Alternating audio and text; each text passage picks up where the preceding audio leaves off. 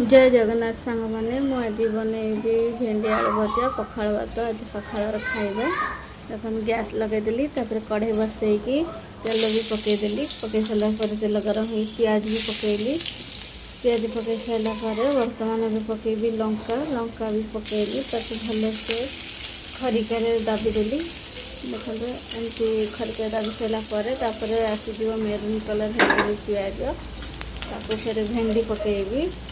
एवं बर्तमान भेंडी भी मुझे पकईली भेंडी पकई सारापर पकईबी आलू आलू टे देखते घाटी आपको टे भलसे मिक्स करदेला आलू पकईदेली आलू पकई सारापर बर्तमान